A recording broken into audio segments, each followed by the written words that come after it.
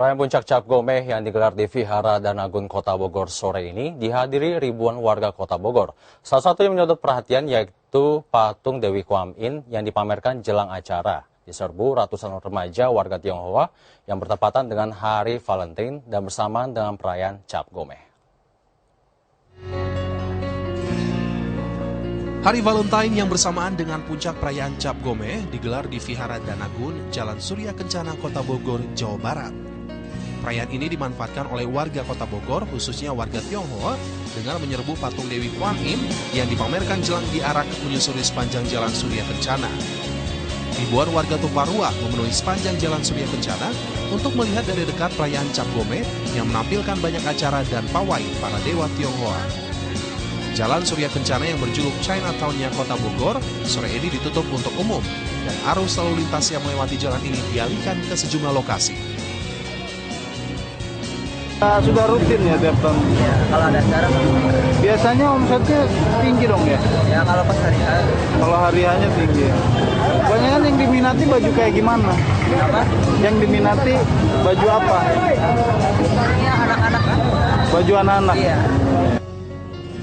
Perayaan Cap Gomeh juga membawa berkah tersendiri bagi para penjajah dagangan pernak-pernik Tionghoa, mulai dari busana, mainan, hingga boneka naga. Furqan Munawar, Bogor, Jawa Barat. Belasan tatung melakukan atraksi ritual Cap Gomeh di sebuah kelenteng Vihara Satika Samupada, Pontianak, Kalimantan Barat. Tatung-tatung ini mempertunjukkan atraksi kebal terhadap senjata tajam.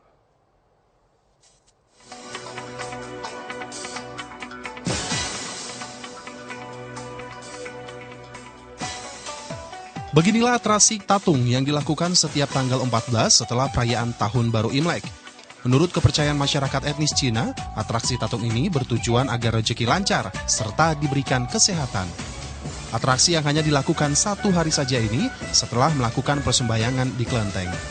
Sehingga masing-masing tatung akan dimasuki arwah nenek moyang yang dipanggil. Sementara arwah yang dipanggil adalah arwah nenek moyang yang pada saat masih hidup memiliki ilmu yang tinggi, sehingga orang yang menjadi tatung akan dimasuki arwah tersebut.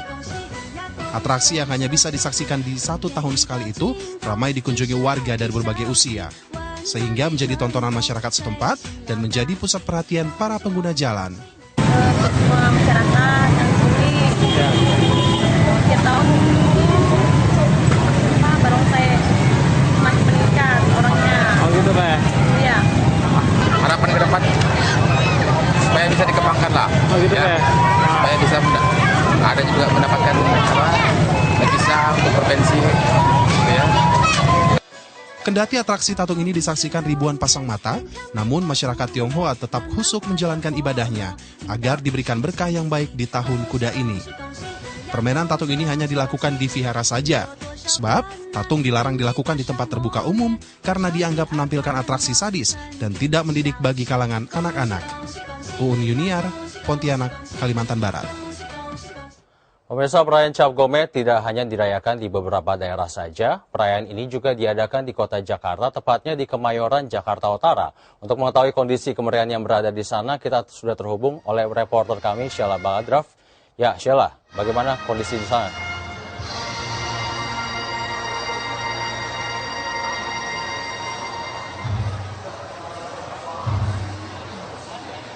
Kondisi di sana? Halo Sheila. Ya David dan juga pemirsa, beginilah kemeriahan dari suasana Festival Cap Gomeh yang langsung diselenggarakan di kawasan G-Expo Kemayoran. Dan memang semakin sore justru semakin banyak pengunjung yang datang ke G-Expo Kemayoran ini bersama dengan keluarganya.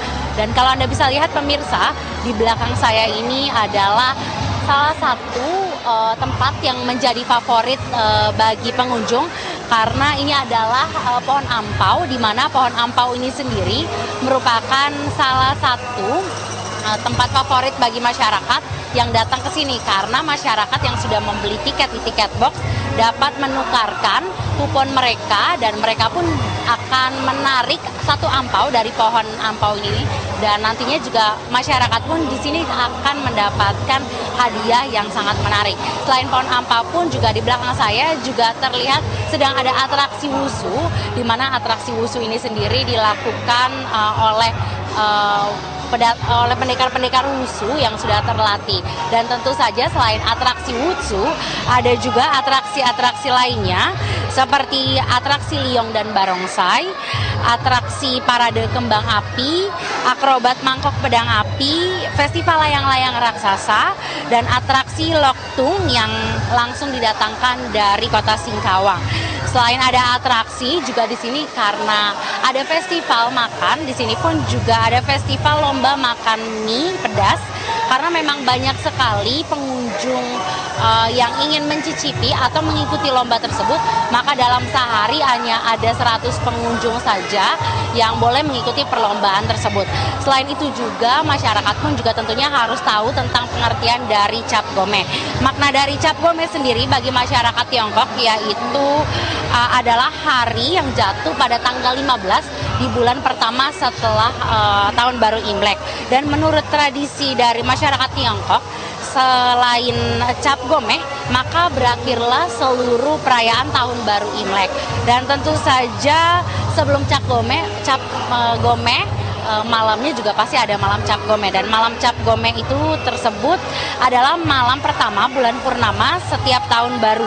Dan pada malam itu masyarakat Tiongkok pun juga mempunyai kebiasaan memasang lampion berwarna-warna, sehingga masyarakat Tiongkok banyak menyebut festival dari Cap Gomeh yaitu festival dari lampion. Kembali ke Anda di studio, David. Baik, terima kasih Sheila atas laporan Anda. Selamat bertugas kembali. Pemirsa, perayaan Cap Gomeh yang berlangsung meriah di berbagai daerah di Indonesia menunjukkan betapa pentingnya makna acara ini bagi warga Tionghoa. Saat ini perayaan itu pun menjadi agenda wisata yang diminati banyak orang di Indonesia hingga mancanegara. Apa makna perayaan Cap Gomeh sesungguhnya? Seberapa besar kontribusi yang bisa diberikan acara ini bagi perkembangan ekonomi dan wisata di Indonesia? Dan sumbangan apa yang bisa diberikan lewat acara ini bagi para korban bencana di tanah air? Ikuti perbincangan kami dengan praktisi Feng Shui Gunadi Wijaya dan pengamat ekonomi kerakyatan Toto Edi Kusbiantoro. Ya, terima kasih Bapak sudah datang ke studio kami pada sore hari ini. Ya, langsung saja untuk Bapak Gunadi.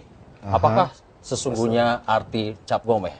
Jadi sesungguhnya arti Cap Gomeh itu dari bahasa Hokkien. Cap itu adalah 10, jadi Cap Go itu 15. Jadi hari ke-15 sesudah tahun baru Xinjia. Jadi perayaan. Cap Gomeh ini juga udah dirayakan dari tahun 1600 tahun sebelum Masehi. Jadi udah kira-kira 3600 tahun yang lalu. Nah, jadi di dalam versi Cap Gomeh ini di bangsa Cina itu perayaan-perayaan itu tuh terbagi. Bisa jadi perayaan berdasarkan musim. Perayaan berdasarkan mitos atau sejarah, juga perayaan kan berdasarkan agama. Nah, dengan sekarang ini, tiga-tiga ini sudah bercampur menjadi satu, berbaur. Jadi perayaan Cap Gomeh ini, jadi sekarang ini mempunyai dua versi. Jadi kalau dari sisi versi petani, sesudah perayaan 2 minggu ini, besok petani akan mulai kerja. Nah, sementara kalau dari sisi perayaan agama, gitu loh, seminggu sebelum Xinjia atau tahun baru, itu menurut kepercayaan dewa-dewa balik ke atas. Nah, besok perayaan malam ini, besok dewa turun lagi, bekerja lagi untuk mengamatin, untuk menjaga umat manusia. Dari dua perayaan yang terbagi itu Pak, apa maknanya dari masing-masing? Jadi itu jadi menjadi satu, satu perayaannya. Mereka perayaan Cap Gomeh ini kan semestinya dari Xinjia itu adalah awal musim semi. Jadi kalau kita kenal bahwa di Cina itu kan mengenal 4 musim. Jadi musim semi, musim panas, musim gugur, dan musim dingin. Pada saat musim dingin kan semua itu hibernate, dingin. Nah, hibernate, binatang pun juga dingin, tumbuh-tumbuhan juga dingin. Pas musim semi mulai tumbuh lagi. Jadi awal kehidupan. Nah, ini makanya dibuat kalender di bangsa Cina itu, dibuat kalender petani untuk melihat kapan mereka nanam padi, kapan mereka mesti nanam jagung. Hal yang sama juga berlaku di Jawa. Berarti permulaan kapan mereka menanam padi itu di awal tahun baru Cina itu? Betul, di awal musim semi. Karena kalau waktu sesudah perayaan Cap Gomeh ini, jadi kalau waktu musim semi mereka nggak mungkin bisa nanam padi, karena biji-biji padi pasti akan mati karena masih dingin. Jadi awal ini. Jadi itu juga sama seperti kita di Indonesia, di Jawa ada kalender Pranata Mangsa. Di mana petani itu melihat, oh kalau ada suara belalang mesti tanam ini mulainya. Nah, itu dari sisi berdasarkan suara Pak ya? Berdasarkan suara dari versi petani. Dan mereka juga makanya tadi ada mereka menggunakan lilin yang dibungkus kertas. Itu yang jadi lampion. Oh, jadi lampion, oke. jadi pada malam Cap Gome itu petani itu mau masuk ke ladang, mereka hidupin lilin. Kemudian apakah ada makna khusus, Pak? ada makna. Sebenarnya pertamanya cuma ngidupin lilin supaya binatang jauh. Oke. Supaya lewat. Kemudian lilin itu diterbangin. Jadi mereka seperti make a wish gitu. Mereka melihat sinar dari lilin itu seperti apa, dan mereka akan memprediksi tahun ini terjadi kemarau yang panjang atau hujan yang lebat. Nah, itu makna semua. Dari lampion yang diterbangkan. Dari lampion Pak, yang diterbitkan. Itu juga dilakukan oleh leluhur kita di Jawa di Gunung Padang. Gunung Padang juga begitu. Untuk melakukan, mereka ngetokin batu untuk melihat, memprediksi apa yang akan terjadi selama 1 tahun mendatang. Oke, baik, kita beralih ke Pak Toto. Pak Toto, bagaimana seberapa besar perayaan Cap Gome ini memberikan kontribusi besar bagi perkembangan ekonomi dan wisata di Indonesia, Pak? Saya yakin perkembangan dari sisi ekonomi yang jelas akan terjadi demand. Semua kawan-kawan etnis Tionghoa semua berbelanja besar-besaran pada saat perayaan ini. Demand dalam bidang apa, Pak? Demand dalam bidang semua upaya-upaya yang dilakukan masyarakat kecil ini, mungkin baju-baju, mungkin makanan-makanan khas mereka. Mereka otomatis akan memberikan kontribusi buat bangsa ini. Yang tidak ada kegiatan dengan adanya Cap Gome ini, kan mereka bersiap-siap menyiapkan apa yang dibutuhkan oleh pasar. Kira-kira dengan adanya demand itu, Bapak bisa mempresentasikan berapa persen kira-kira kenaikan demand itu, Pak? Kalau proyeksi saya, karena ini berlaku seluruh Indonesia. Kalau Indonesia ini kan kita bisa prediksi bahwa kebutuhan nasionalnya pasti dengan adanya Cap Gome ini akan terjadi lonjakan demand yang saya proyeksi antara 20-30%. Khususnya untuk hasil-hasil produk anak-anak bangsa Indonesia ini, dong? Iya, dan itu jelas akan menaikkan dan terjadi inflasi yang cukup. Karena kenaikan kebutuhan rakyat berlomba-lomba, dan saya yakin di acara Cap Gome ini semua pada berbelanja, pasti berbelanja, dan yang menyiapkan masyarakat kita semua. Nah, ini makanya perlunya satu kebersamaan di dalam satu ekonomi kerakyatan. Ini akan diadakan, harus diberikan satu pemikiran bahwa jangan melihat sesuatu itu karena dia berbeda etnis, tetapi apa yang menjadi masukan buat bangsa ini. Kalau saya dari sisi ekonomi, saya melihatnya bahwa terjadi kenaikan pasar, dan itu sangat disambut oleh masyarakat. Jadi adanya simbiosis mutualisme, iya, Pak, ya? Right, Edan. Dan itu akan membuat semua kawan-kawan ini menjadi partisipatif semua. Tahan dulu Bapak Toto, kita akan break sejenak. Dan pemirsa, dialog masih akan kami lanjutkan usai jeda berikut. Tetaplah bersama kami di Indonesia Sore.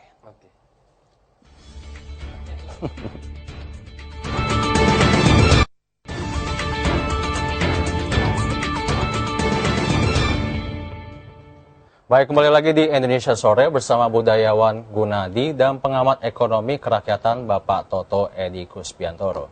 Baik Pak Toto, kita lanjutkan lagi. Untuk mengingat Cap Gome ini selalu berlangsung meriah di seluruh daerah di Indonesia. Layakkah Cap Gome dimasukkan dalam agenda wisata bagi para turis di mancanegara, Pak? Dari pandangan ekonomi, layak. Dari pandangan ekonomi bahwa semua yang namanya para alat-alat yang dimunculkan dalam acara Cap Gome ini pasti dibikin oleh rakyat. Ekonomi rakyat akan hidup. Jadi non formal ini bisa bergerak semua, dan otomatis ekonomi akan maju. Nah, kalau ekonomi maju, agenda wisata harus dibangun karena menjadi agenda tetap.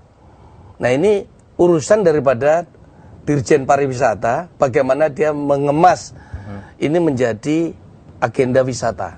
Kalau di daerah Bapak sendiri, tempat wisata apa Pak yang ramai dikunjungi pada waktu Cap Gome ini, Pak? Nah, kalau di tempat saya, kebetulan di dapil saya itu Jawa Timur ya. Itu di Madiun, di Sarangan itu tempatnya untuk orang berpesta pora. Cap Gome di sana. Ramai sekali di sana. Semua pasti cari yang dingin, terus mereka berpesta pora di sana, mengajak semua orang lingkungan bersatu. Bersatu ya. Jadi tidak eksklusif sendiri. Jadi karena bukan rakyat tidak kaum Tionghoa doang ya, tidak, Pak ya? Tidak hanya orang Tionghoa, tapi semua rakyat terlibat Semua di rakyat situ. terlibat di situ. Ini tempat saya loh Pak, nggak tahu tempat lain ya. Oke. Ya Bapak, untuk Bapak Gunadi, bagaimana prediksi Bapak menurut Feng Shui Pak tahun ini? Apakah ada bencana-bencana Pak? Iya, jadi kalau kita lihat tahun ini untuk Indonesia adalah tahun bencana. Iya. Jadi kemarin kenapa kita bisa memprediksi? Sebenarnya Feng Shui saya menggunakan itu secara sains. Iya. Saya melihat posisi tata surya, planet Apa Jupiter saja, Pak, itu lagi ada di bencana-bencana yang sana. menurut Bapak? Jadi kalau kita lihat ini awal dari Gunung Kelut udah meletus, Oke, Gunung akan banyak rangkaian-rangkaian lagi. Sebelumnya Sinabung Pak ya? Sebelumnya Sinabung akan banyak rangkaian. Karena kenapa? Alam menyeimbangkan diri sendiri. diri, oke. Jadi saya tidak terlalu disagree terhadap ngomong bahwa kita buat masalah. Oke. Enggak, karena bumi itu harus menyeimbangkan diri sendiri. Jadi kalau kita ngomong secara matematika, frekuensi bumi itu 7,8 Hz. 7,8 Makanya Hz. gunung meletus dan segala macam itu adalah usaha bumi untuk menyeimbangkan dirinya Berarti sendiri. dengan adanya satu yang meletus, berarti memicu yang lain ya Pak Memicu ya? yang Merembet lain, gitu Pak ya? merembet yang lain. Jadi ini adalah usaha memang bumi untuk self healing sendiri. Dan memang Indonesia ini kan terletak di Ring of Fire. Di Ring of Fire, betul. Jadi kita mesti ngerti dan memang mungkin tugasnya pemerintah dan masyarakat lah mesti mengerti bahwa kalau Ring of Fire apa yang harus kita lakukan jika terjadi bencana. Oke, setelah Gunung Sinabung, Gunung Kelut, lalu menurut prediksi Bapak, apa lagi Pak? Apakah ada gunung? Apakah yang akan meletus? Apakah ada Akan ada banjir gunung lagi. Akan ada Kira-kira gunung. menurut Bapak di mana Pak? Enggak. Masih belum tahu Pak ya? Belum. Menurut Feng Shui Bapak gitu? Menurut Feng Shui ini jadi akan ada, cuman kita tidak bisa memprediksikan dan juga saya juga tidak enak untuk berbicara gunung apa karena akan menimbulkan hasil yang positif dan negatif. Tapi bencana akan mulai tahun ini akan banyak. Oke, bagi tahun ini adalah tahun kuda kayu Pak. Betul. Bagaimana dengan orang-orang yang bersio tahun kuda kayu? Prediksi Bapak seperti apa? Secara umum yang orang tahun bersio kuda kayu, Ya. secara umum yang untuk hanya kuda aja, Ya. untuk sio kuda aja tahun ini, hati-hati terhadap diri sendiri, harus banyak introspeksi, kemudian jaga kesehatan, Ya. kemudian kalau memang berkongsi atau hubungan dengan anak yang harus dijaga. Juga mereka pada waktu mengadakan perjalanan harus lebih hati-hati. Hanya untuk khusus yang bersio kuda. Karena itu ada 12 sio, itu setiap sio akan berbeda-beda titik concernnya. Tapi itu pun saya selalu berbicara bahwa ini hanyalah prediksi yang general sekali. Ya. Karena kenapa? Penduduk dunia ada 7 miliar. Oke. Dengan dibagi 12 sio, berarti satu sio ada 200 juta. Bagaimana dengan keuangan dan kesehatan bagi orang yang lahir di tahun kuda Pak? Yang tahun ini. Jadi yang untuk tahun ini, yang kesehatan itu saya jaga. Itu saya bilang bahwa tahun ini untuk orang sio kuda hati-hati untuk jaga kesehatan. Oke. Keuangannya untuk sio kuda harusnya tahun ini bagus. Tapi kalau kesehatannya jatuh, biarpun keuangannya bagus, semua itu tidak ada bisa terjadi. Karena kesehatan adalah nomor 1. Dan itu berlaku untuk semua bintang yang lahir pada tahun di sio kuda ini Pak? Betul, secara umum banget. Secara umum, ya. Secara umum banget. Itu yang seperti tadi saya bilang. Ya. Orang sio kuda akan punya 600 juta. 600 Jadi sebenarnya perhitungan yang benar, saya menggunakan tahun kelahiran, Ya. bulan kelahiran, jam hari kelahiran dan jam kelahiran, Ya. sehingga akan keluar probability kira-kira 49 triliun. Oke. Jadi sementara kalau kita ngomong sio, kita cuma hanya menggunakan 12 probability. 12 Jadi probability. terlalu general sekali. Oke, baik. Ya, untuk Pak Toto, sepengetahuan Anda, bagaimana kondisi pada warga saat ini? Bantuan apa saja yang paling mereka perlukan, khususnya pada saat ini sedang terjadi Gunung Kelut yang meletus kemarin, Pak? Ya, kalau saya melihat anak-anak nih yang paling berbahaya sekali. Karena ISPA pasti akan menimpa mereka semua. Dan ini jumlahnya ratusan ribu pengungsi Ya. yang semua berada di wilayah Jawa Timur. Kebetulan dapil saya Jawa Timur. Di Madiun sendiri aja diliburkan sampai 2 hari. Karena 76 ribu pelajar itu libur di Madiun. Karena kebutuhan yang penting adalah nomor 1 masker. Yang paling tidak 10 mikron. Sejauh ini gimana kebutuhan suplai masker di daerah Bapak sendiri, Pak? Khusus dari laporan tim saya lancar semua. Lancar. Jadi anak-anak walaupun tidak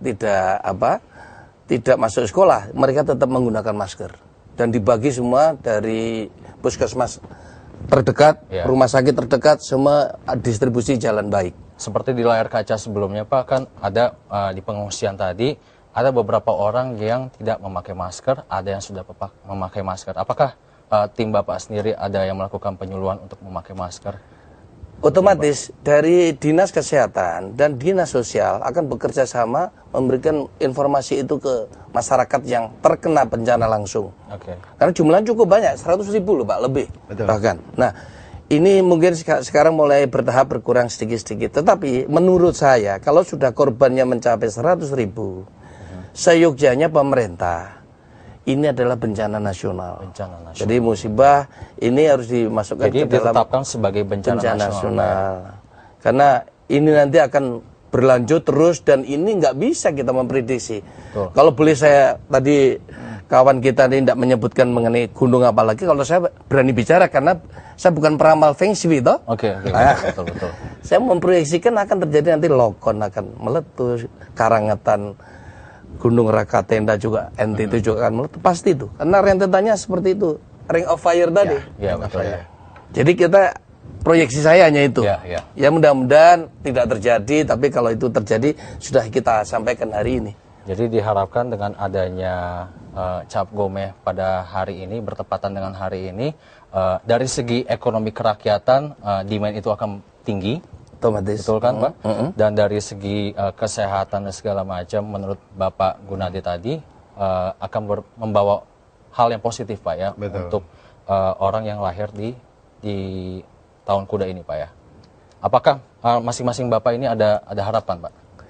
Harapan saya kepada pemerintah adalah fokus dan serius menangani masalah pengungsi. Satu, jangan lip service, hanya sekedar di televisi tetapi realisasinya tidak seperti yang diharapkan rakyat semua. Itu aja harapan saya. Dengan kondisi ini bangsa akan hormat kepada penyelenggara negara.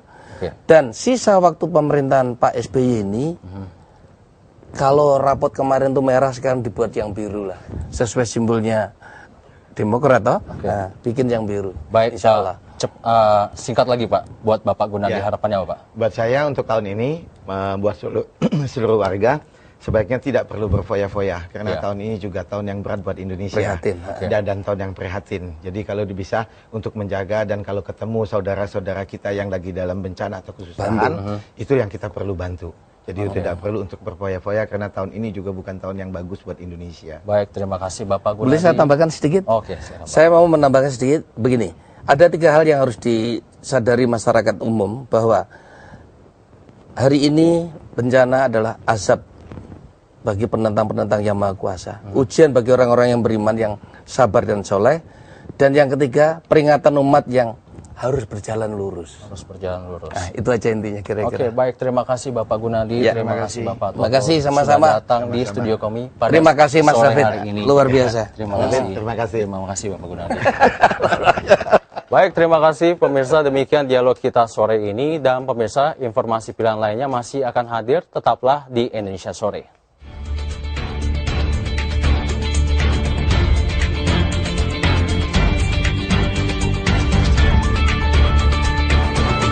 Informasi tadi mengakhiri Indonesia Sore kali ini. Simak Indonesia Malam nanti pada pukul 21:30.